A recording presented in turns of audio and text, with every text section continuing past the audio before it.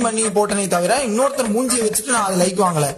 புரிஞ்சுங்களா? அதே மாதிரி நான் எப்படி அப்படி மிக்சிங் பண்றது கேவலம் நீங்க சொன்னீங்கன்னா சூப்பர் சிங்கர்ல பாடி அவார்டு வாங்குறதுமே கேவலம் தான். சூப்பர் சிங்கர்ல சிங்கர்ஸ் எல்லாமே அப்படி பார்த்தாலும் அவங்க பாட்டை பாடல, குரல் அவங்களோட தான் இருக்கலாம். ஆனா அவங்க பாட்டு பாடல, அவங்க ஆக்ட் பண்ணலையே, குரல் மட்டும் தானே அவங்களுக்கு. அப்ப அவங்க குரல் மட்டும் கொடுக்குறாங்க, நான் ஆக்ட் மட்டும் கொடுக்குறேன், இவ்வளவுதான். இதுல என்ன இருக்கு? அது டேலண்ட் நீங்க ஒத்துக்கிறீங்க, இதுவும் டேலண்ட் தான். அதே மாதிரி இன்னொன்னு என்னன்னா, வேலைக்கே போக மாட்டியா, அப்படி உழைச்சு சம்பாதிக்கணும்.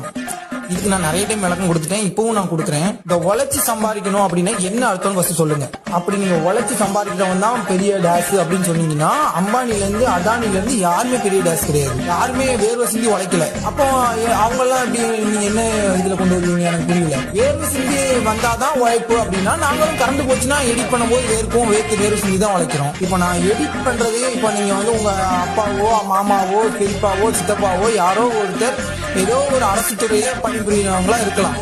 அப்படி இருக்கிறவங்கள நீங்க ஏத்துக்க மாட்டீங்களா? ஏன்னா அதுவும் வேர்வை சிந்தலப்பா. அவங்க பாட்டுக்கு ஏசியில உட்காந்து 4 பட்டனை தட்டி அப்படிதானே பொழைக்கிறாங்க. அதே 4 பட்டனை தட்டி தான் நாங்களும் பொழைக்கிறோம். அந்த 4 பட்டன் எடிட் பட்டனா இருக்கு. அவங்க வேற ஒரு பர்பஸ்க்காக தட்டுவாங்க, அவ்வளவுதான்.